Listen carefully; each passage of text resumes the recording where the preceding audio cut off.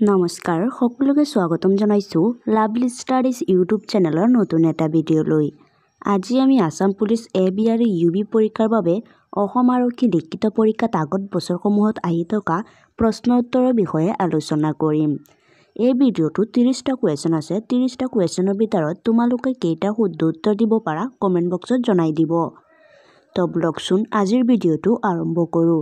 আজি আমাৰ ফাৰ্ষ্ট কুৱেশ্যনটো দিয়া আছে, জগন্নাথ মন্দিৰ কোনখন ৰাজ্যত অৱস্থিত?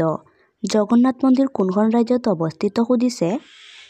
ইয়াত অপশ্যন 4টা দিয়া আছে। অপশ্যন 4টাৰ মাজৰ শুদ্ধ উত্তৰটো হ'ব অপশ্যন এ উৰিষ্যা। জগন্নাথ মন্দিৰ উৰিষ্যা ৰাজ্যত অৱস্থিত। নেক্সট কুৱেশ্যন অৰ্থাৎ 2 নম্বৰ কুৱেশ্যনটো সুধিছে, অসমৰ কোনখন জিলাত বুৰতাল নৃত্যৰ বিকাশ ঘটিছিল? অসমৰ কোনখন জিলাত বুৰতাল নৃত্যৰ বিকাশ ঘটিছিল সুধিছে। ইয়াত অপশ্যন 4টা দিয়া আছে। অপশ্যন 4টাৰ মাজৰ শুদ্ধ উত্তৰটো হ'ব অপশ্যন বি বৰপেটা। অসমৰ বৰপেটা জিলাত বুৰতাল নৃত্যৰ বিকাশ ঘটিছিল। নেক্সট কুৱেশ্যন অৰ্থাৎ 3 নম্বৰ কুৱেশ্যনটো সুধিছে, চুতীয়া ৰাজ্যৰ শেষ ৰজাজনৰ নাম কি? চুতীয়া ৰাজ্যৰ শেষ ৰজাজনৰ নাম কি সুধিছে। ইয়াত অপশ্যন 4টা দিয়া আছে। অপশ্যন 4টাৰ মাজৰ শুদ্ধ উত্তৰ অপশ্যন চি নীতিপাল। চুতীয়া ৰাজ্যৰ শেষ ৰজাজন হৈছে নীতিপাল। নেক্সট কুৱেশ্যন অৰ্থাৎ 4 নম্বৰ কুৱেশ্যন, প্ৰথম অসমীয়া অনাথাৰ নাটকখনৰ নাম কি? প্ৰথম অসমীয়া অনাথাৰ নাটকখনৰ নাম কি সুধিছে। ইয়াত অপশ্যন 4টা দিয়া আছে। অপশ্যন 4টাৰ মাজৰ শুদ্ধ উত্তৰ অপশ্যন ডি বিন বৈৰাগী। প্ৰথম অসমীয়া অনাথাৰ নাটকখন হৈছে বিন বৈৰাগী। নেক্সট কুৱেশ্যন অৰ্থাৎ 5 নম্বৰ কুৱেশ্যনটো সুধিছে, মৰণোত্তৰৰ বাবে ভাৰত ৰত্ন বঁটা লাভ কৰা প্ৰথম ব্যক্তি কোন আছিল? মৰণোত্তৰৰ বাবে ভাৰত ৰত্ন বঁটা লাভ কৰা প্ৰথম ব্যক্তি কোন আছিল সুধিছে। ইয়াত অপশ্যন 4টা দিয়া আছে। ইয়াৰ মাজৰ শুদ্ধ উত্তৰ অপশ্যন বি লাল বাহাদুৰ শাস্ত্ৰী। মৰণোত্তৰৰ বাবে ভাৰত ৰত্ন বঁটা লাভ কৰা প্ৰথম ব্যক্তি আছিল লাল বাহাদুৰ শাস্ত্ৰী। নেক্সট কুৱেশ্যন অৰ্থাৎ 6 নম্বৰ কুৱেশ্যনটো সুধিছে, ভাৰত ৰত্ন লাভ কৰা প্ৰথমগৰাকী খেলুৱৈ কোন আছিল? ভাৰত ৰত্ন লাভ কৰা প্ৰথমগৰাকী খেলুৱৈ কোন আছিল সুধিছে। ইয়াত অপশ্যন 4টা দিয়া আছে। ইয়াৰ মাজৰ শুদ্ধ উত্তৰটো হ'ব অপশ্যন এ শচীন তেণ্ডুলকাৰ। ভাৰত ৰত্ন লাভ কৰা প্ৰথমগৰাকী খেলুৱৈ আছিল শচীন তেণ্ডুলকাৰ।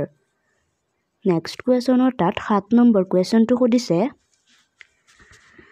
প্ৰধানমন্ত্ৰী জন ধন যোজনা আঁচনিখন কিমান চনত মুকলি কৰা হৈছিল? প্ৰধানমন্ত্ৰী জন ধন যোজনা আঁচনিখন কিমান চনত মুকলি কৰা হৈছিল সুধিছে। ইয়াত অপশ্যন 4টা দিয়া আছে। অপশ্যন 4টাৰ মাজৰ শুদ্ধ উত্তৰটো হ'ব অপশ্যন চি 2014 চনত। প্ৰধানমন্ত্ৰী জন ধন যোজনা আঁচনিখন 2014 চনত মুকলি কৰা হৈছিল। নেক্সট কুৱেশ্যন অৰ্থাৎ 8 নম্বৰ কুৱেশ্যনটো সুধিছে, মামণি ৰয়ছম গোস্বামীৰ প্ৰকৃত নাম কি? মামণি ৰয়ছম গোস্বামীৰ প্ৰকৃত নামটো কি সুধিছে। ইয়াত অপশ্যন 4টা দিয়া আছে। ইয়াৰ মাজৰ শুদ্ধ উত্তৰটো হ'ব অপশ্যন ডি ইন্দিৰা গোস্বামী। মামণি ৰয়ছম গোস্বামীৰ প্ৰকৃত নাম ইন্দিৰা গোস্বামী।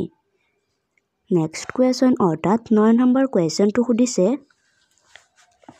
প্ৰথম অসমীয়া চনেট কবিতাটোৰ নাম কি? প্ৰথম অসমীয়া চনেট কবিতাটোৰ নাম কি সুধিছে। ইয়াত অপশ্যন 4টা দিয়া আছে। অপশ্যন 4টাৰ মাজৰ শুদ্ধ উত্তৰ অপশ্যন এ প্ৰিয়তমাৰ চিঠি। প্ৰিয়তমাৰ চিঠি প্ৰথম অসমীয়া চনেট কবিতাটোৰ নাম। নেক্সট কুৱেশ্যন অৰ্থাৎ 10 নম্বৰ কুৱেশ্যনটো সুধিছে, ডিস্কভাৰী অফ ইণ্ডিয়া গ্ৰন্থখনৰ লেখক কোন? ডিস্কভাৰী অফ ইণ্ডিয়া গ্ৰন্থখনৰ লেখক কোন সুধিছে। ইয়াত অপশ্যন 4টা দিয়া আছে। অপশ্যন 4টাৰ মাজৰ শুদ্ধ উত্তৰটো হ'ব option B Jawaharlal Nehru. Discovery of India গ্ৰন্থখনৰ লেখক হৈছে জৱাহৰলাল নেহৰু। নেক্সট কুৱেশ্যন অৰ্থাৎ 11 নম্বৰ কুৱেশ্যনটো সুধিছে, নামদফা ৰাষ্ট্ৰীয় উদ্যান কোনখন ৰাজ্যত অৱস্থিত? নামদফা ৰাষ্ট্ৰীয় উদ্যান কোনখন ৰাজ্যত অৱস্থিত সুধিছে। ইয়াত অপশ্যন 4টা দিয়া আছে। ইয়াৰ মাজৰ শুদ্ধ উত্তৰটো হ'ব অপশ্যন চি অৰুণাচল প্ৰদেশ। নামদফা ৰাষ্ট্ৰীয় উদ্যানখন অৰুণাচল প্ৰদেশত অৱস্থিত। নেক্সট কুৱেশ্যন অৰ্থাৎ 12 নম্বৰ কুৱেশ্যনটো সুধিছে মানৱ অধিকাৰ দিৱস কিমান তাৰিখে পালন কৰা হয়? মানৱ অধিকাৰ দিৱস কিমান তাৰিখে পালন কৰা হয় সুধিছে।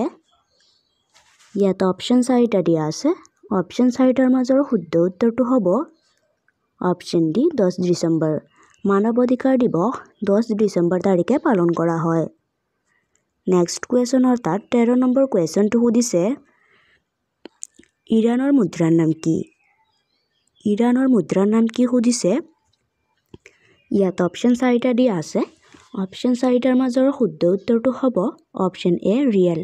ইৰাণৰ মুদ্ৰাৰ নাম হৈছে ৰিয়েল।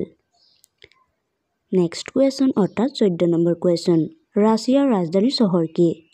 ৰাছিয়াৰ ৰাজধানী চহৰ কি সুধিছে। ইয়াত অপশ্যন 4টা দিয়া আছে।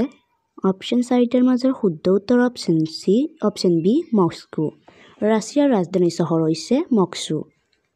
নেক্সট কুৱেশ্যন অৰ্থাৎ 15 নম্বৰ কুৱেশ্যনটো সুধিছে ভাৰতৰ বন মানুহ ৰূপে পৰিচিত ব্যক্তিগৰাকীৰ নাম কি?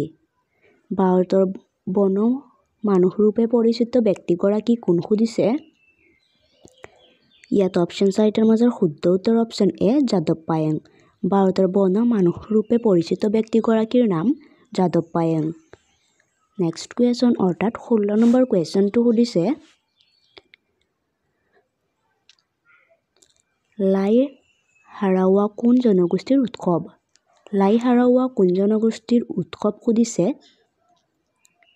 ইয়াত অপশ্যন 4টা দিয়া আছে। ইয়াৰ মাজৰ শুদ্ধ উত্তৰটো হ'ব অপশ্যন বি মেইতেই। লাই হাৰাওৱা মেইতেই জনগোষ্ঠীৰ উৎসৱ। নেক্সট কুৱেশ্যন অৰ্থাৎ 17 নম্বৰ কুৱেশ্যন অসমৰ সাংস্কৃতিক ৰাজধানী বুলি কোনখন ঠাইক জনা যায়? অসমৰ সাংস্কৃতিক ৰাজধানী বুলি কোনখন ঠাইক জনা যায় সুধিছে। ইয়াত অপশ্যন 4টা দিয়া আছে। অপশ্যন 4টাৰ মাজৰ শুদ্ধ উত্তৰটো হ'ব option C Jorhat.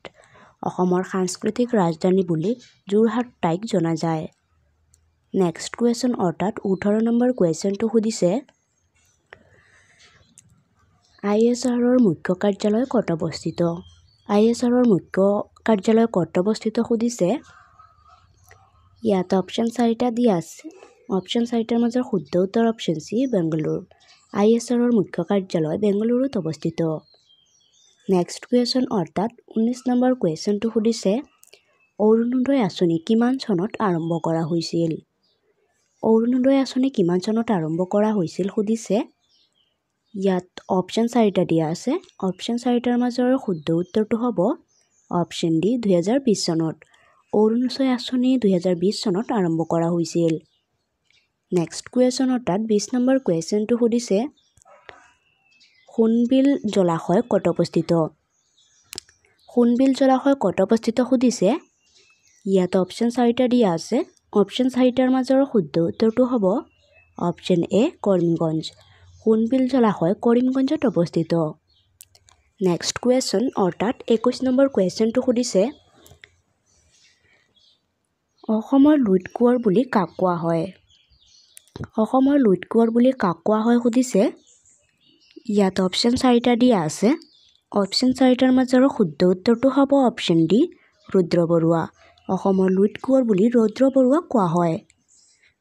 Next question অৰ্থাৎ 22 নম্বৰ কুৱেশ্যন জয়সাগৰ পুখুৰী কোনে নিৰ্মাণ কৰিছিল? জয়সাগৰ পুখুৰী কোনে নিৰ্মাণ কৰিছিল সুধিছে। ইয়াৰ মাজৰ শুদ্ধ উত্তৰটো হ'ব অপশ্যন এ ৰুদ্ৰসিংহ। জয়সাগৰ পুখুৰী ৰুদ্ৰসিংহই নিৰ্মাণ কৰিছিল। নেক্সট কুৱেশ্যন লাচিত বৰফুকনৰ মৈদাম ক'ত অৱস্থিত? লাচিত বৰফুকনৰ মৈদাম ক'ত অৱস্থিত সুধিছে। ইয়াত অপশ্যন 4টা দিয়া আছে। অপশ্যন 4টাৰ মাজৰ শুদ্ধ উত্তৰ অপশ্যন চি যোৰহাট। লাচিত বৰফুকনৰ মৈদাম যোৰহাটত অৱস্থিত। নেক্সট কুৱেশ্যন অৰ্থাৎ 24 নম্বৰ কুৱেশ্যনটো সুধিছে নৱগ্ৰহ মন্দিৰ ক'ত অৱস্থিত? নৱগ্ৰহ মন্দিৰ ক'ত অৱস্থিত সুধিছে। ইয়াত অপশ্যন 4টা দিয়া আছে। অপশ্যন 4টাৰ মাজৰ শুদ্ধ উত্তৰটো হ'ব অপশ্যন ডি চিত্ৰাচল পাহাৰ। নৱগ্ৰহ মন্দিৰ চিত্ৰাচল পাহাৰত অৱস্থিত। নেক্সট কুৱেশ্যন অৰ্থাৎ 25 নম্বৰ কুৱেশ্যনটো সুধিছে কাৰ দিনত গোহাঁই কমল আলি নিৰ্মাণ কৰা হৈছিল? কাৰ দিনত গোহাঁই কমলালী নিৰ্মাণ কৰা হৈছিল সুধিছে।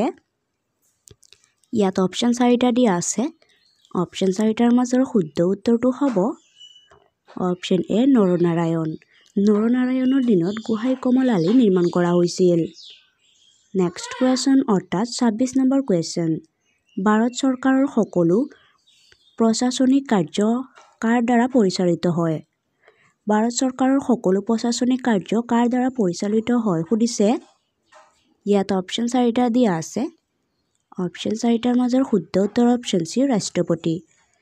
ভাৰত চৰকাৰৰ সকলো প্ৰশাসনিক কাৰ্য ৰাষ্ট্ৰপতিৰ দ্বাৰা পৰিচালিত কৰা হয়।